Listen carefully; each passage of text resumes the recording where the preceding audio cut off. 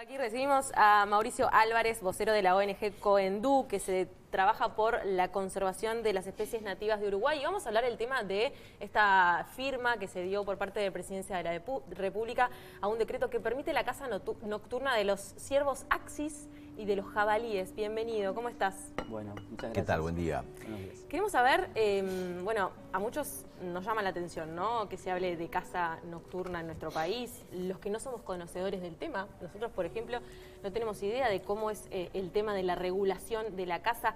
¿Qué es lo que habilita este decreto? ¿Cuáles son los peligros?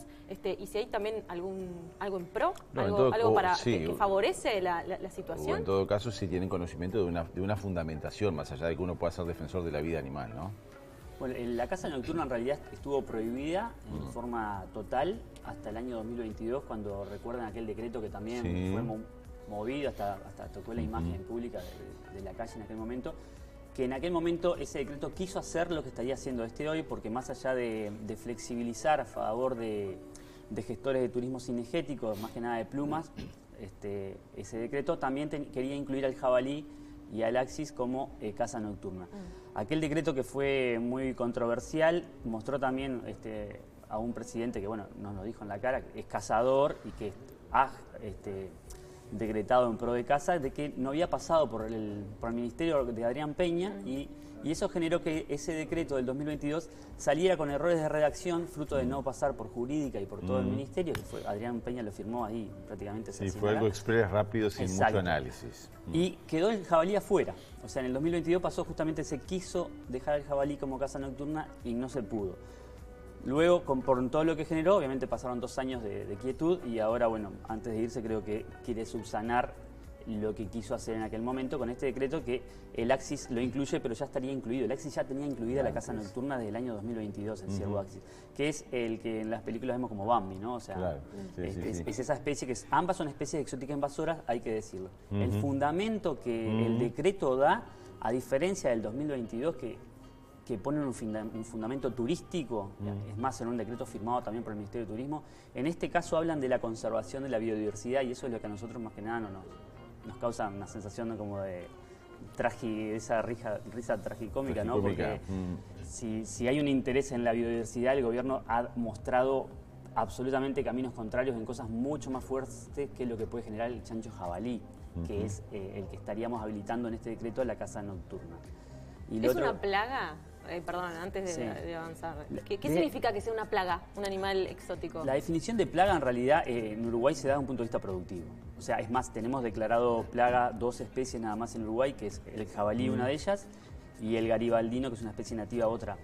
O sea, la definición de plaga viene desde el punto de vista productivo, porque cuando algo te genera, al ser humano en sus actividades le genera un daño fuerte, lo consideramos plaga. ¿Y está bien cuantificado eso? Por ejemplo, en el caso del jabalí, porque el sector agropecuario se queja de los destrozos, ¿eso está cuantificado? No sabría decir si está cuantificado. Sí hay una queja de gran parte del sector agropecuario, pero también tenemos que entender que no es todo, porque también cuando pasó este decreto del 2022, muchas asociaciones rurales salieron a expresarse en contra de la caza nocturna, y es gente rural también.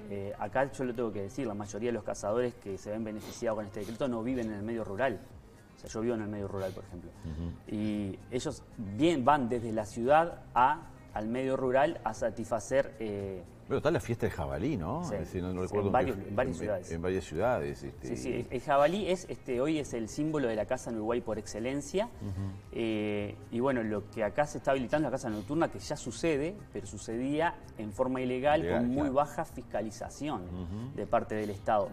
Acá lo que vemos más que nada, nosotros como ONG nos interesa la biodiversidad, pero también hay un tema de la seguridad de las personas físicas, ¿no? Y del medio rural. O sea, la caza nocturna implica ahora avalar gente en la noche, más allá de necesitar la autorización del propietario, gente en la noche armada, recorriendo, disparando, y gente que va a estar, o sea, durmiendo, escuchando esos disparos en la noche. Obvio. Nada bonito, Por ¿no? el tema de seguridad. Pero volviendo al tema de jabalí y el axis, capaz que en el jabalí uno ha escuchado en más ocasiones eso de que es perjudicial para el sector productivo, que usted justamente comentaba, yo vivo en el campo y no lo vivo, y la gente que realmente va a cazar jabalí lo hace de manera deportiva y no porque le esté ocasionando un problema. Desconozco en el tema del axis, del ciervo, más allá de que sea una especie invasora, ¿no? Que eso implica, bueno, que hay una reproducción quizás desmedida. ¿Cuáles son los efectos perjudiciales que quizás son más conocidos en el jabalí, en el caso del ciervo? En el jabalí los efectos más perjudiciales son productivos. Más allá de que habría algún efecto sobre la biodiversidad, nosotros entendemos que es mucho menor que el efecto que genera la caza. ¿Qué hace, perdón? ¿Solo destruye, cosecha, se come a otros animales? ¿Qué No, es lo que...? obviamente se alimenta de cosechas, Sí. porque o sea, todo lo que es los monocultivos, soja, sorgo, o sea, se alimenta de eso y se refugia ahí. Ese es el mayor impacto que el medio rural está como exigiendo, por decirlo así. Después habría un impacto también que algunos atribuyen que sería sobre el ganado ovino, ¿no? O sea, claro. que no es Más chico. más chico, algunos padrillos podrían generar. Pero después está el axis, que en realidad no habría un impacto productivo, pero habría algún estudio, todavía no está publicado, alguna incidencia que podría estar desplazando, por ejemplo, otras especies como puede ser guasubirá. Okay. Pero es un impacto menor si lo comparamos con el impacto que genera la caza, que el gobierno no está mirando el impacto que genera la caza. ¿Qué estudio tienen para ver el impacto que genera la caza? Que nosotros lo vemos en las redes sociales, porque basta entrar a muros de cazadores y tenés 5 jabalí, 2 zorros, un guasubirá, o sea, hay un montón de especies prohibidas que el cazador o sus perros las cazan en eso. Más allá del impacto que tenés de una persona disparando, recorriendo la noche. Por ejemplo, en temporada de cría tendría que estar súper prohibido porque hay especies que un ave tiene su nido con sus pichones ahí, hay un disparo, se va del nido y hasta el otro día en la mañana no va a regresar. Esos pichones quedan sujetos a predadores o a la muerte por frío. O sea, nocturno, se está atacando indirectamente a toda una cantidad de fauna nativa, que es lo que supuestamente se busca proteger. Claro, de nuestro punto de vista, hoy como está la caza, el impacto de la caza es superior al impacto que ellos estarían diciendo que estarían beneficiando al eliminar una especie exótica invasora, que recordemos que estas dos especies fueron introducidas para cazar por cazadores y se las está cazando desde el momento que se las introdujo y han crecido. Entonces, ¿hasta dónde es cierto de que la caza las controla? Porque si queremos controlar la caza, que el gobierno tome medidas de caza control, pero no de liberar una actividad cruel, violenta y que creo que no fomenta para nada si queremos una sociedad sana. Bueno, en ¿no? ese sentido yo te quería preguntar, porque yo estoy del lado, hay gente que por ahí ve solo el impacto negativo con el tema de los disparos, con los vecinos, con todo lo que pase, y yo estoy del lado de la población que tampoco entiende el concepto caza como que genere un placer darle muerte a otro ser vivo, ¿no? Ahora, ¿por qué se da este decreto? ¿Es tanto el ingreso que genera a nivel turístico? ¿Por qué se busca regular? ¿Y por qué no se dice, bueno, dejen de matar animales? Se buscaba mercados animales. en ese sentido, ¿no? Se buscaba mercado turístico también. Sí, en este caso con el jabalí y el axis creo que no hay un no viene ingreso, gente de afuera no, que... no. En este caso es mínimo.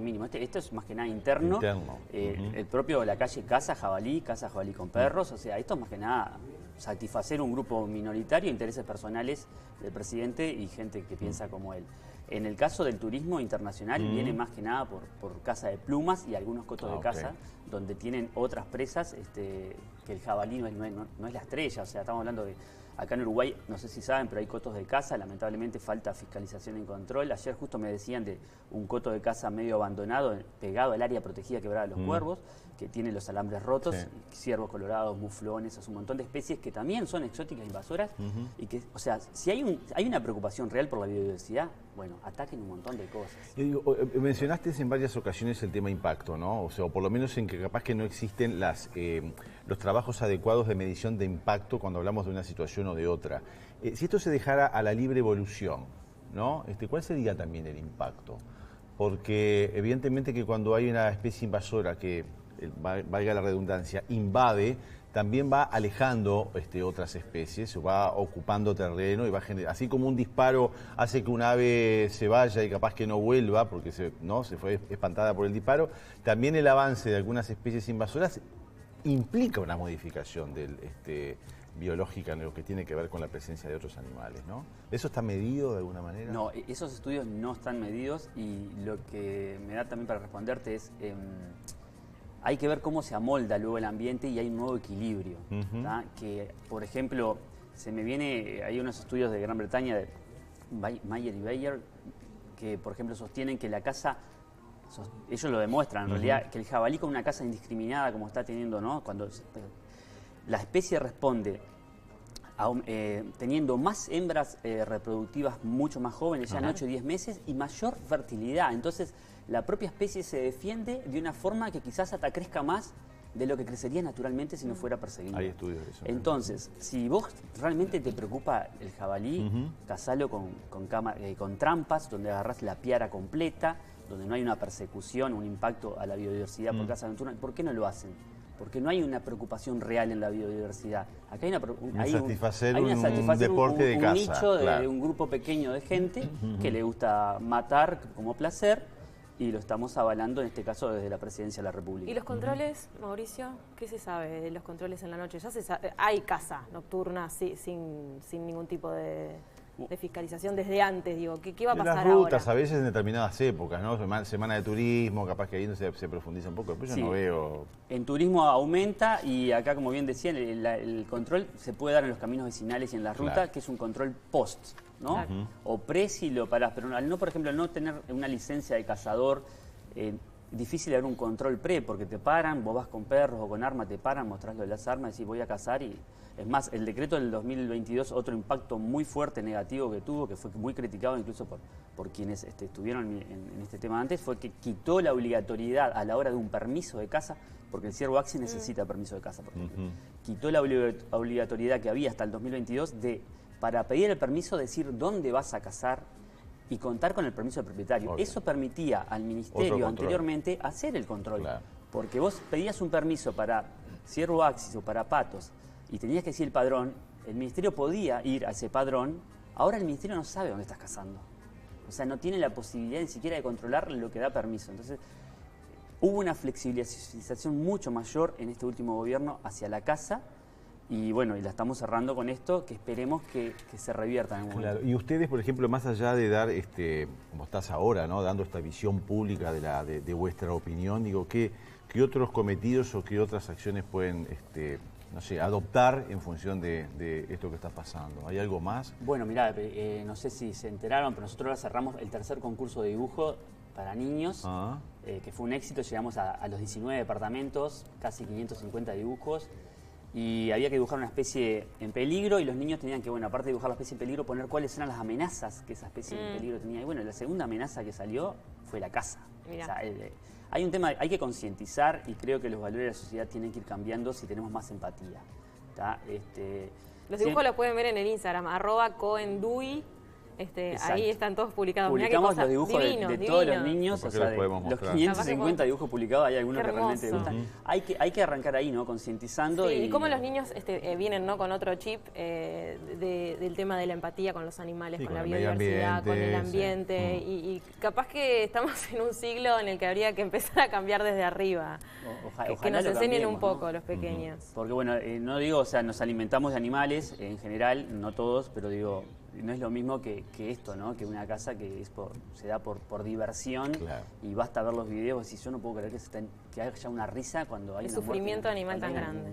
Y ayer justamente hablábamos de que el tema de la caza ocurre desde épocas remotas de la prehistoria, pero claro, se hacía por una necesidad de buscar un recurso de alimentación, eran otros los motivos que movilizaban a esa situación. Por suerte el ser humano evoluciona. Y en algunos casos, claro, también obviamente se da capaz que... Todavía los hay, ¿no? Hay grupos tribales, ¿no? Claro, exacto, pero uno lo veía de otra manera. Bueno, Mauricio, muchas gracias. Seguiremos atentos a ver qué pasa. Muchas gracias a ustedes por traer el tema. Gracias. Muchas gracias.